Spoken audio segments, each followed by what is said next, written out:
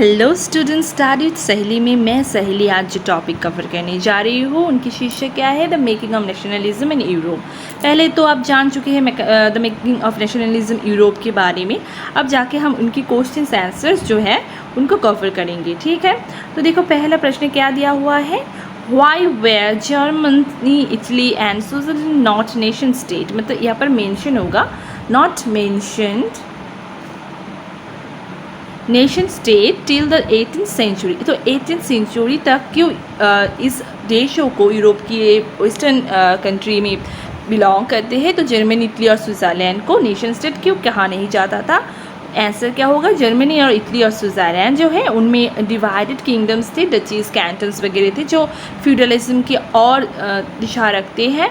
तो इनके वजह से क्या होता था कि ये लोग एक हो नहीं पाए। उन लोगों में ऐसी सोच भी विराजमान थे कि उन देशों में ज़्यादातर यूनिफाइड टेरिटोरी नहीं थी, साथ ही साथ बहुत से क्लास में बिलोंग करते थे, अलग अलग लैंग्वेज में बातें किया करते थे, कल्चर अलग थे एथनिसिटी में, जैसे नॉर्थ इंडियन साउथ इंडियन की टाइप के जैसे एथनिसिटी दिखे जाते हैं तो उन देशों में भी दिखे जाते थे। तो इनकी वजह से यहाँ पर मिड 18th सेंचुरी तक कोई नेशन स्टेट की जो सोच वो नहीं आई थी। Okay, next question, define the territory under Habsburg empire. जो हैब्सबर्ग एम्पायर है आप जान चुके हो, तो वो कहाँ पर स्थित है, ऑस्ट्रिया हंगेरी में। आज जो ऑस्ट्रिया हंगेरी देश है वहाँ पर स्थित थे। तो उस वक्त क्या था, एक एम्पायर होता था, एक मोनार्कियल एम्पायर होते थे, तो उनके अंडर बहुत से रीजन्स जाते थे।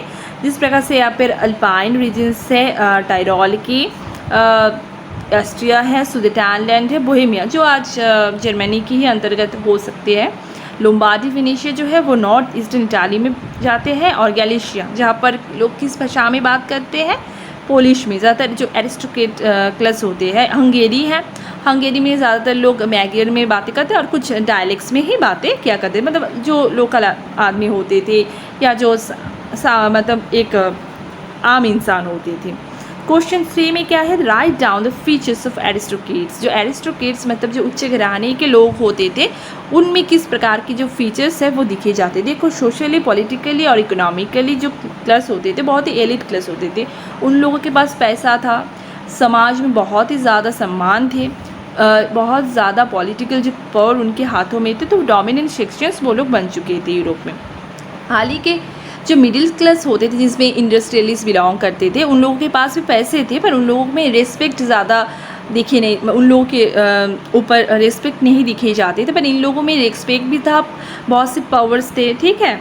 अब देखो यहाँ पर बहुत सी दिखे जाने वाले, जैसे they could purchase and also enjoyed privileges from birth. वो लोग जन्म से ही साथ ही साथ पैसे देकर खरीद भी लेते थे कुछ प्रिविलेजेस को, राइट्स को, रैंक्स वगैरह को। This spoke French for the purpose of diplomacy in high society. High society में ज़्यादातर डिप्लोमेटिक जो मैटर्स होते थे उनको सुझावने के लिए वो लोग फ्रेंच में बातें किया करते थे।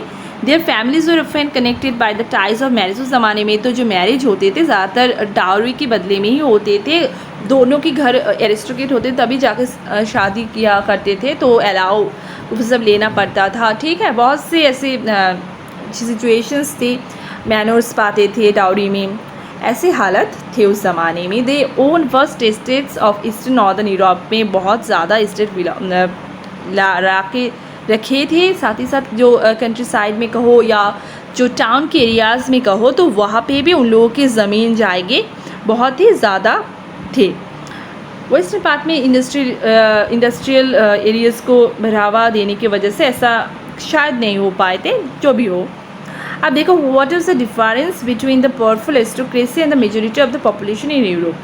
तो जो पावरफुल एरिस्टोक्रेसी है और जो मेजोरिटी है पॉपुलेशन यूरोप की, उनमें डिफरेंसेस क्या थे। जो एरिस्टोक्रेट्स थे वो लोग स्मॉल ग्रुप में बिलोंग करते, मतलब सिर्फ 1.5% पूरे यूरोप में या 1.2% में, ठीक है। पर मेजोरिटी जो थे शायद हम बोल सकते हैं कि 70 से लेकर 75% पेजेंट्री थी, उनके अलावा और कुछ जो थे वो मिडिल क्लास में बिलोंग करते। तो इन लोगों के पास बहुत ज़्यादा पैसे होने की वजह से, ज़्यादा पॉलिटिकल और सोशल पर होने की वजह से वो लोग स्मॉल ग्रुप होते हुए भी पावरफुल थे, पर मेजोरिटी सेक्शंस इस प्रकार की जो क्षमताएँ, रैंक्स वगैरह कुछ भी नहीं प्राप्त कर सकते थे।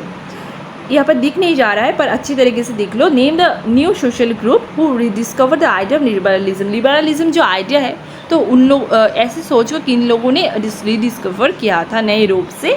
तो मिडिल क्लास, यूरोप की मिडिल क्लास जो है उन्होंने रीडिस्कवर किया था। इनमें working class people, industrialist, businessman, professionals होगा यहाँ पर, professionals like doctors, law makers जो थे, ठीक है, वो लोग भी इनमें शामिल थे। क्वेश्चन 6 में what you know about the term liberalism. तो लिबरलिज्म का अर्थ क्या होता है, यहाँ पर पूरी क्वेश्चन दिया नहीं गया है एंड यहाँ पर आप लोग डिफाइन कर सकते हो या डिस्क्राइब कर सकते हो। ओके, मतलब यहाँ पर डिस्क्राइब करो तो इस क्लास के बारे में थोड़ी, ठीक है। तो लिबरलिज्म के बारे में, तो term liberalism derives from the Latin word.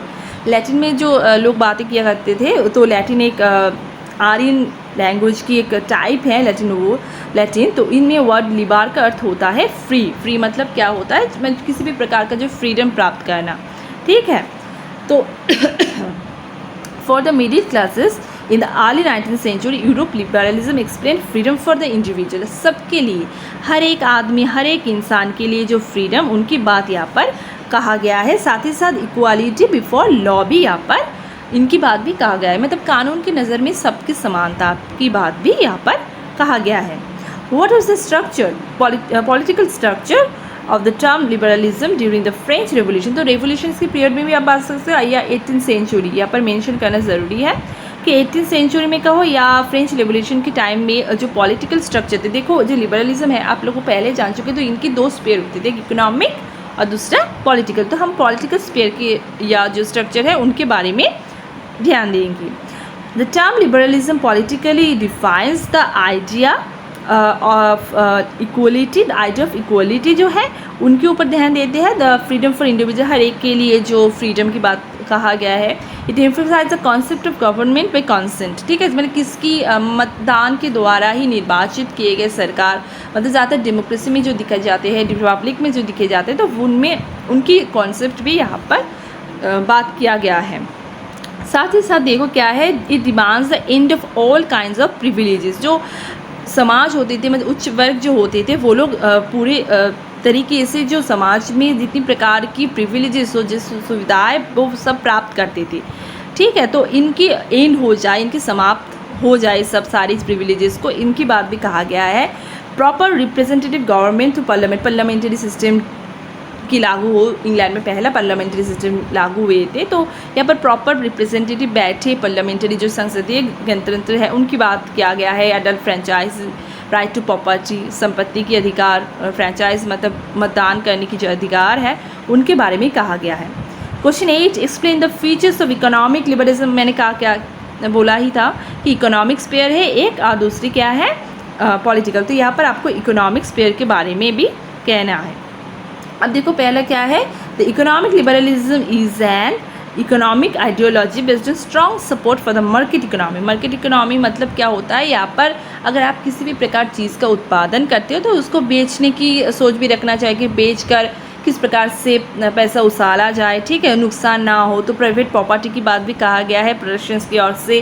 Freedom of market, देखिए यहाँ पे फीचर्स के बारे में मैंने कुछ कहा है, तो फ्रीडम ऑफ मार्केट को खोल दिया जाए, सबके लिए एक समान हो, ठीक है, चीज़ों की दाम सभी जगहों पर एक हो जाए। एबोलिशन ऑफ स्टेट इम्पोज जो होता है, जैसे 39 कॉन्फेडरेशंस होते थे, वहाँ पर एक जगह से दूसरी जगह जाने में बहुत ज़्यादा रिस्ट्रिक्शंस, बैरियर्स थे, टैक्स देना पड़ता था। तो ये सब के सब हट जाए और किसी भी प्रकार चीज़ की, कैपिटल की जो मुनाफे आते थे, मूलधन, उनको विनियोग की माध्यम बनाया जाए बहुत सरल तरीके से। तो इनकी बात भी यहाँ पर कहा गया है। Okay, the deregulation of the economy, the lowering of taxes, मैंने प्राइवेटाइजेशन की बात कहा जाता है ज़्यादातर, मतलब एक कैपिटलिस्टिक जो मेंटेलिटी वो चली आती है। लेबर मार्केट की फ्लेक्सिबिलिटी, मतलब बहुत कम पैसों में ही काम करवाने का एक सोच भी होता है, मतलब इकोनॉमिक लिबरलिज्म की बात अगर कहा जाए तो। पर यहाँ पर क्या होता है, बहुत ही प्रावधान हो जाते हैं आप लोगों को जो दक्ष जो होते हैं, जो मतलब वर्कर्स को पाने में, ओके, लेबर को पाने में। Okay, creation of economic unified territories होगा। डेवलपमेंट ऑफ कम्युनिकेशन सिस्टम, मतलब रेलवे नेटवर्क्स वगैरह अगर ज़्यादा बढ़ते हैं तब क्या हो जाएगा कि इंडिविजुअल्स जो होते हैं, मतलब जो इंटेलेक्चुअल्स जो थॉट होते हैं, साथ ही साथ जो प्रॉस्पेरिटी आती है समाज में, वो सब लिखे जाते थे कम्युनिकेशन सिस्टम की इम्प्रूवमेंट या डेवलपमेंट की ही वजह से। ओके, अब देखो क्वेश्चन 9 में क्या दिया हुआ है, What did equality before law not stand for in revolutionary Europe? Revolutionary Europe या 18th century यूरोप में, अगर यूरोप की बात किया जाए तो किस विषय को, मतलब इक्वालिटी बिफोर लॉ स्टैंड नहीं होते, तो सफ्रेज सिस्टम, जो यूनिवर्सल सफ्रेज सिस्टम की बात मुंह से कहा जाता था, उनको कानूनी तौर पे लागू नहीं किए जाते थे। What do you mean by suffrage? Suffrage की बात तो आप लोग जानते हैं, तो सफ्रेज का मतलब क्या होता है, राइट टू वोट, मतलब आप जो कष्ट करते हो किसी प्रकार से वोट को, तो उनके ही कहा जाता है सफ्रेज, ठीक है, मतलब फ्रेंचाइज जिसे कहा जाता है। Next question, question number 11, what was the suffrage system of Europe during the 18th century? जो 18th सेंचुरी यूरोप है, उनकी जो सफ्रेज सिस्टम है, जो मतदान करने की जो माध्यम है, जो सिस्टम है, वो किस प्रकार का था? देखो वहाँ पर प्रॉपर्टी की बात बहुत ज़्यादा कहा गया है। मतलब क्या होता है, मतलब जिसके पास प्रॉपर्टी होते थे, जिन आदमियों को, क्योंकि उस वक्त औरत को तो मतदान करने में जो माध्यम थे उनसे एक्सक्लूड किए जाते थे, तो प्रॉपर्टी ओनिंग जो मेन होते थे रेवोल्यूशनरी फ्रंट्स में, उन लोगों को ग्रांटेड किया जाता था कि वो लोग किसी भी प्रकार की सरकार को निर्वाचित कर सकते हैं, और मेन विदाउट प्रॉपर्टी और women was excluded from this political entity, ठीक है। तो वो लोग, उन लोगों के पास किसी भी प्रकार की, तो जैकोबियंस के मतलब जो एक टीम थे जैकोबियंस, उन लोगों ने परमिशन दिए थे कि जो एडल्ट मेल्स हो गए, जैसे इस प्रकार से हमारे इंडिया में 18+ को एडल्ट मेल्स कहा जाता है, तो वो लोग खुद के वोट कास्ट कर सकते हैं। पर नेपोलियनिक कोड में क्या कहा गया है कि लिमिटेड कर दिया गया सफ्रेज सिस्टम को, पूरे के पूरे सफ्रेज सिस्टम को लिमिटेड कर दिया गया है सेक्शंस के लिए, और वोमेन को तो रिड्यूस कर दिया है to the status of minor, ठीक है। वो लोग अपने हस्बैंड या अगर पिताजी के पास है तो माइनर सेक्शंस में वो लोग होते हैं, मतलब जब शादी से पहले पापा के पास और शादी के बाद हस्बैंड के पास रहते, तो इस प्रकार की कुछ बातें यहाँ पर कहा गया है। Then question number 12, how many customs barriers would have had to pass through through for traveling from Hamburg to Nuremberg in 1833। अब यहाँ पर एक जो कोई भी मर्चेंट अगर होते हैं, ठीक है, अगर वो नूरेमबर्ग से हम्बुर्ग से नूरेमबर्ग जा रहे हैं 1833 में, तो कितने प्रकार के कस्टम बैरियर्स को पार करने पड़ते थे उस ज़माने में, चाहे वो मर्चेंट हो, कोई भी हो, मतलब मर्चेंट ही जाते थे, बिजनेसमैन वगैरह हो, तो उनको they had to pass 11 custom barriers. कितने प्रकार के कस्टम्स बैरियर? देखो 11 custom barrier, they had to 11 custom barriers. Okay, एक कस्टम ड्यूटी उन लोगों को देना भी पड़ता है, कस्टम ड्यूटी टैक्स पे करनी पड़ती थी, तो 5% थी इस कस्टम में, मतलब हर एक कस्टम में। अगर आप नूरेमबर्ग जा रहे हो तो उनमें 5, ठीक है, अगर आप जा रहे हो फ्रैंकफर्ट में, वहाँ पर 5 देते हुए किसी भी चीज़ की जो मतलब एक परफेक्ट जो मेज़रमेंट होते थे या जो दाम ये खरीदा जाता था, वो बहुत ही महंगा हो जाता था किसी भी चीज़। Question number 13, what was the only tie binding the diverse group together of the Habsburg empire? तो हैब्सबर्ग एम्पायर को पूरे के पूरे जो हैब्सबर्ग एम्पायर को किस टाई ने बाइंडिंग करके रखा था? क्योंकि वहाँ पर तो ज़्यादा से ज़्यादा क्या था, बहुत ही डाइवर्सिटी दिखने को मिलते हैं, इथनिसिटी है, अलग अलग प्रकार के लैंग्वेज है, तो वो एक common aliens to the empire, वो लोग सिर्फ यही मानते थे कि हम लोग एक एम्पायर के अंडर में है, अलग से भाषा है, अलग से लैंग्वेज है, यूनिटी नहीं है, क्योंकि इंडिया की तरह नहीं है डाइवर्सिटी इन यूनिटी, वहाँ पर वो नहीं था, अलग सिर्फ एक सम्राट के अंदर है, मतलब सम्राट के अंतर्गत है, और एक एम्पायर के अंडर, वो क्या है, Habsburg empire. Okay, that's is all. Next question, question number 14, what was the major of cloth called in confederation 39 state में? एक मेजर थे ना, ठीक है, मतलब यहाँ पे क्लॉथ की दाम 55.4, तो यहाँ पर 65 समथिंग्स, ऐसे फ्रैंकफर्ट में एक अलग है, तो नूरेमबर्ग में अलग है, तो उसको एले कहा जाता था, ठीक है। एक जर्मन एक मेज़रमेंट की एक रूप है। नाउ सम इम्पॉर्टेंट डेज, अगर आप लोग, मैंने पहले भी दे चुकी हूँ, मैंने प्रीवियस वीडियो में भी, यहाँ पर भी मैं फिर से दे रही हूँ, जो यहाँ पर कुछ पॉइंट्स हैं, ठीक है, एनसीईआरटी बुक में आप पा जाओगे। तो 1797 में क्या हुआ था, नेपोलियनिक वॉर्स का शुरुआत हुआ था, ठीक है। वियना सेटलमेंट हुआ था 1815 में, 1859 से 70 तक यूनिफिकेशन हुआ था इटली की, और 1866 से 71 तक जर्मनी की यूनिफिकेशन चली, ठीक है, यूनिफिकेशन यहाँ पर मैंने मार्क की दी है, वो ये ठीक है।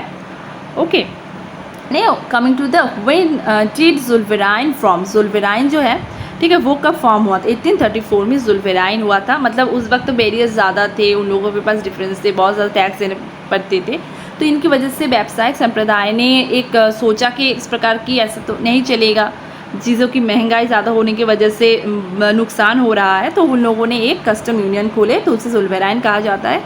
जुल्फिराइन मीन्स कस्टम्स यूनियन, यहाँ पर लिखा हुआ है। उनके कुछ फीचर्स से Zollverein is a German word of custom union.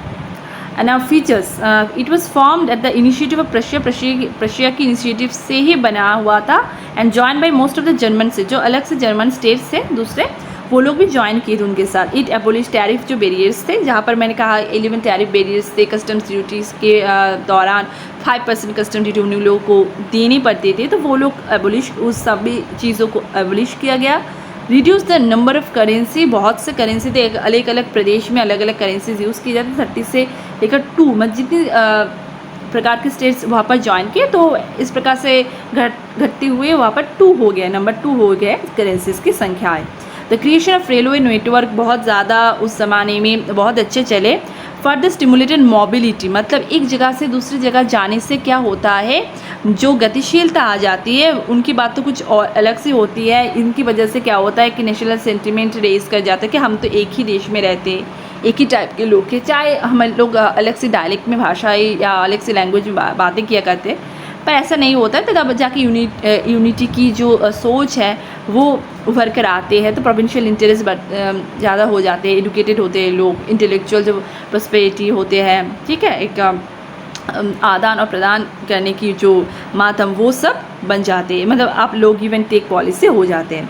And its aim was to bind the Germans economically into a nations, तो पूरी की पूरी जर्मन्स को आर्थिक रूप से किस प्रकार से आगे लिया जाए, इनके बारे में भी सोचा गया है। ठीक है, तो इतनी तक है आज के, और नेक्स्ट पार्ट में मैं अलग से जैसे न्यू कंजर्वेटिज्म से बाकी जितनी जब रेवोल्यूशनरी, मतलब यूसिफ मज़नी तक मैं क्वेश्चन आंसर आप लोगों को दे दूँगी, तो PDF भी आप लोगों को प्रोवाइड कर दूँगी। ओके, तो तब तक के लिए शुक्रिया, और आप लोग ज़रूर लाइक कीजिए, शेयर एंड सब्सक्राइब करना, ठीक है, सब्सक्राइब करने में मत भूलना।